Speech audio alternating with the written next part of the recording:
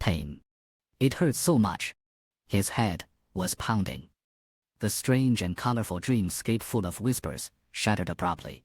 Su Minghui, still half asleep, felt a sharp, throbbing pain in his head, as if someone had struck him hard with a club. No, it felt more like something sharp had pierced his temple and was now twisting.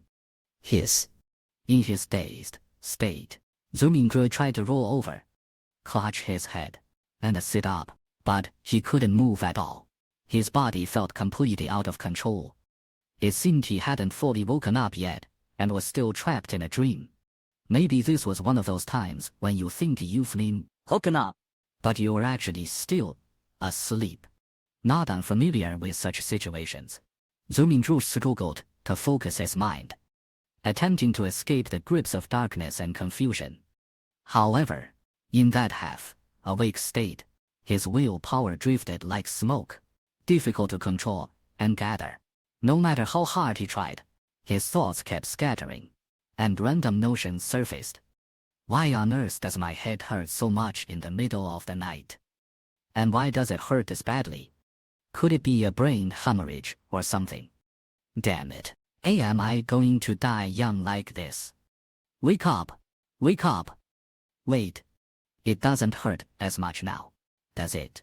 But a still dull pain, like a blunt knife, slowly scraping inside my head. Looks like I won't be able to go back to sleep. How am I going to work tomorrow? Work, with a real headache like this. I should take a sick day. No need to fear my managers, and this nagging. Thinking about it like that, it doesn't seem so bad. Steaming a little time for myself. Wave after wave of throbbing pain gradually accumulated, giving Zhu Minghui just enough strength to push himself up and open his eyes, finally breaking free from that hazy state of half-sleep. At first, his vision was blurry. Then, a faint, reddish hue covered everything. What he saw in front of him was a wooden desk, its natural grain visible, with an open notebook lying in the center. The paper was rough and yellowed, and across the top was a line of text, written in strange symbols, leaned, deep black, standing out starkly.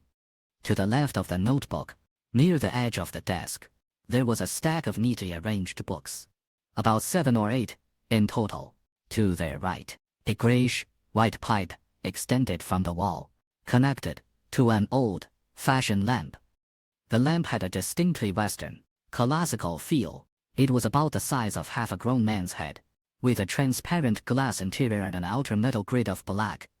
Below the young lit lamp, a black ink bottle gleamed faintly in the rubbish glow. Its surface was embossed with a faint angel pattern. To the right of the notebook, a dark-colored fountain pen, its barrel round and smooth, lay quietly, the tip glinting in the dim light. Beside it, the pen cap pressed next to a brass-colored revolver. A revolver. Zhou Mingzhu was stunned. Everything in front of him felt so foreign, nothing like his own room. As he stared in shock, he noticed that the desk, the notebook, the ink bottle, and the revolver were all veiled in a reddish hazy glow coming from outside the window. Instinctively, he raised his head, his gaze impenetrable. In the sky, above a black velvet curtain, hung a blood-red full moon, silent and serene. What? Zhou Mingzhu was filled with a sudden, inexplicable terror. He stood up abruptly, but before his legs were fully straightened, another wave of pain surged through his head, causing him to lose his balance and collapse back onto the hard wooden chair. Soothed. The pain didn't faze him. Pressing his hand against the desk, Zhou Mingzhu forced himself to stand again. This time, fully, and turned around in a panic to examine his surroundings. It was a small room, with 2 brown doors, one on each side. Against the far wall stood a wooden bunk bed. Between the bed and the left door was a wardrobe with double doors on top and 5 drawers below. At about shoulder height on the wardrobe's edge, another grayish-white pipe was embedded in the wall, this time connected to some strange mechanical device, with gears and bearings exposed in some places. Near the corner, close to the right wall by the desk, was something resembling a coal stove, along with pots and other kitchen utensils. Next to the right door stood a cracked full-length mirror, its wooden base plain and simple. As his gaze swept across the room, Zhou Minghui caught a glimpse of himself in the mirror. Or rather, the version son himself, now. Black hair, brown eyes, a linen shirt, a thin frame, ordinary features, and a deeper facial structure. What? You mean, caused. His mind, racing with a flurry of helpless and chaotic thoughts. A revolver, Western style, furnishings, and that blood, red moon, so different from Earth, everything pointed to one thing. Did I just transmigrate?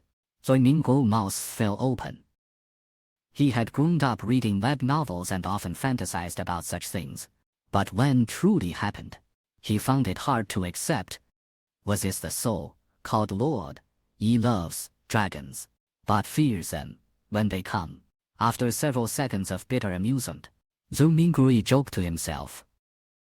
If not for the persistent pain in his, which kept his thoughts sharp and clear, he would have doubted if this was a dream. Calm.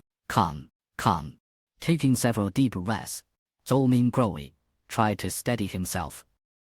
Just then, as he regained his composure, fragmented memories suddenly surfaced, slowly unfolding in his mind. Kuimo Murti, a native of Tianjin City, a Hawa County, Rugen Kingdom, Northern Continent, a recent graduate of Ho University, his History Department. His father, a sergeant in the Royal Army, died in a colonial conflict on the southern continent, and the compensation allowed client to attend a private grammar school, laying the foundation for his university admission. His mother, a follower of the goddess of the night, passed away the same year Klein was accepted into Hoi University. He had an older brother and a younger sister, and they all lived together in a two-bedroom apartment. The family was not well off, even struggling financially, and they currently relied on his brother, who worked as a clerk at an import-export company. As a history graduate, Klamo had learned the ancient Fisak language, which was considered the root of all northern continent languages, as well as the Hermes language, often found in ancient tomes and associated with rituals and prayers. Hermes language. Zhou Minggui's heart skipped a beat. He pressed a hand to his throbbing temple and looked again at the notebook on the desk. The strange symbols on the yellow pages were gradually shifting from unfamiliar to vaguely recognizable to readable. It was written in the Hermes language. The deep, almost dripping ink said, "Everyone will die, including me." Hiss. A wave of inexplicable fear surged through Zhou Minghui, and he instinctively leaned back, trying to distance himself from the notebook and those words. He felt weak and nearly collapsed, but caught himself by gripping the edge of the desk.